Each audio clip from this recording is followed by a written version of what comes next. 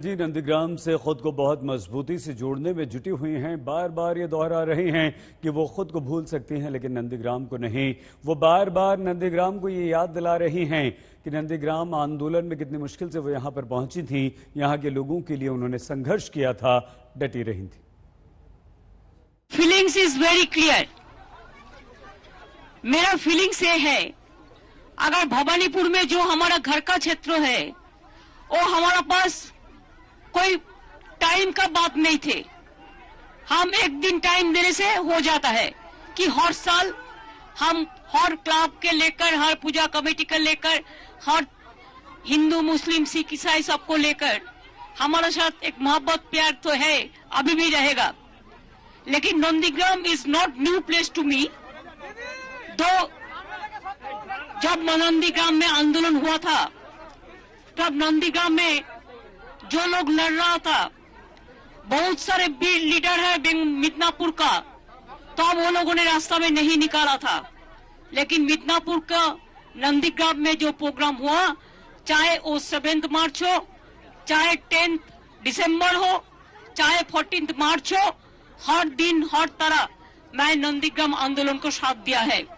और इसी के लिए मेरे को दिल चाहते थे, जैसे मैं किसान आंदोलन के लिए 26 दिन हंगर स्ट्राइक किया था, 14 डेज हम धरना किया था। इसी के लिए मेरे दिल कभी कभी चाहते थे कि कभी एक दफे हम सिंगूर नहीं तो नंदीग्राम दोनों से एक हम कंटेस्ट करें। तो नंदीग्राम हमारा याद में आया। जब लास्ट टाइम हम मीटिंग में आया तो मैंने पूछा, क्या तब तक उधर में एमएलए नहीं था? You know the MLA that time resigned, so seat was total vacant. So I asked them, अगर हम कंटेस्ट करें तो ठीक है? So then they shouted like anything and they gave me full support because of their inspiration, because of their energy, because of their full support.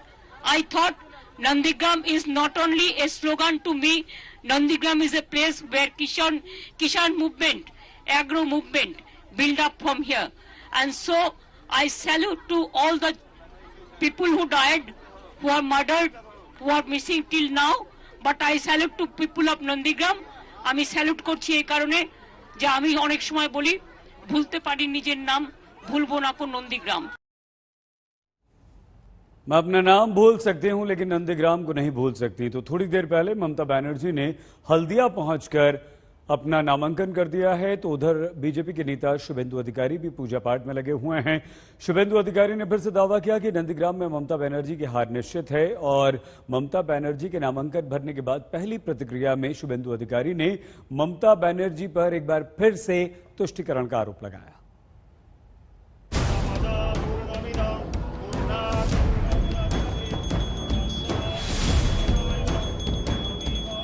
Nandigram में होड़ लगी है।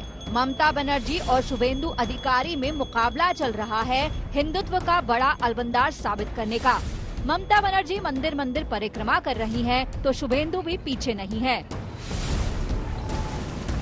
शुभेंदु अधिकारी को पर्चा तो 12 फरवरी को दाखिल करना है, लेकिन नंदीग्राम में उन्होंने भी डेरा डाल रखा है। ममता बनर्जी ने भगवान शिव की पूजा की तो शुभेंदु अधिकारी हनुमान का गुण गाते हुए दिखाई दिए। 24 घंटे के भीतर नंदीग्राम का चुनावी तापमान 7वें आसमान को छूने लगा है। रणनीतियां टकराने लगी हैं, एक दूसरे पर हमलों की बौछार हो रही है। शुभेंदु अधिकारी ने ममता बनर्जी के हिंदुत्व पर भी हमला बोला है। देखिए, पूरा 10 साल तुष्टीकरण का राजनीति करा, वोट बैंक का राजनीति करा।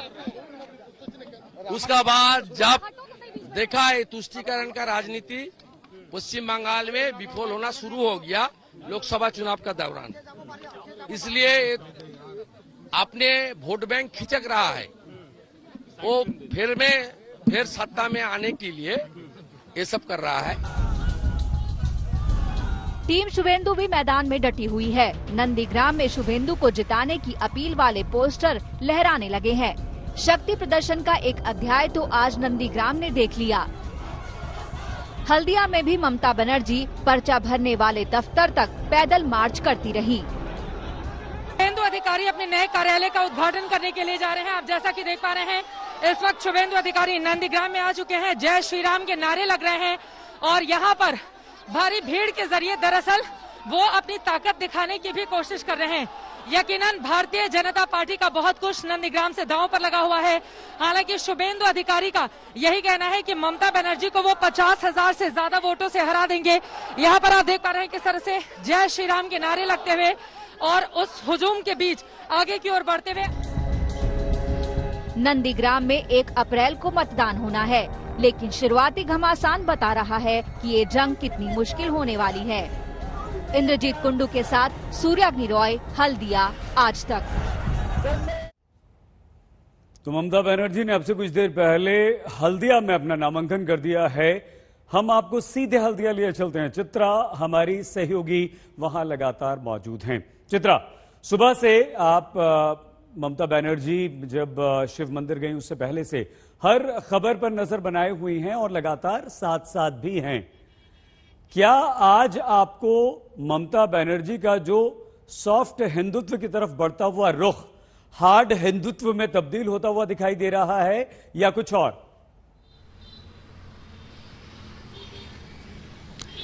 चुनावी मजबूरी है, हिंदू दिखना जरूरी है, कुछ इसी अंदाज में ममता बनर्जी सईद नजर आ रही हैं। देखिए, बीजेपी की ओर से एक जो ट्रेंड यहां पर सेट करने की कोशिश की गई, बार बार जय श्री राम के नारे लगाकर और ये दिखाने की कोशिश की ममता बनर्जी आखिर इससे चिढ़ती क्यों है और लगातार मुस्लिम तुष्टीकरण के वो आरोप लगाती रही। लेकिन ममता दीदी भी जानती हैं कि सिर्फ मुस्लिमों के वोट बैंक के भरोसे वो सरकार नहीं बना सकती और अगर यहाँ पर बीजेपी ध्रुवीकरण कराने में कामयाब हो जाती है तो फिर ममता बनर्जी को सीधे सीधे अच्छा खासा नुकसान उठाना पड़ जाएगा। और जिस बात के दावे कर रही हैं वो, चाहे नंदीग्राम से शुभेंदु अधिकारी को हराने का हो या फिर जीत के हैट्रिक लगाकर सत्ता के शीर्ष पर एक बार फिर से काबिज होने का, इन दोनों में ही कामयाबी उनको नहीं मिलेगी। इसीलिए सहित उनकी ओर से कल से लेकर आज तक लगातार हम देख रहे हैं मंदिर मंदिर द्वारे द्वारे जा रही हैं ममता बनर्जी। एक अलग ही अंदाज में नजर आ रही हैं और बीजेपी के जय श्री राम के नारे का जवाब वो अपने इस हिंदू कार्ड के जरिए दे रही है और यकीनन बीजेपी इस पर निशाना भी साध रही है। बीजेपी के तमाम नेता कह रहे हैं कि जब उनको चुनावी मंच से अपने कामकाज गिराने चाहिए तो फिर वो चंडी का पाठ करती हैं।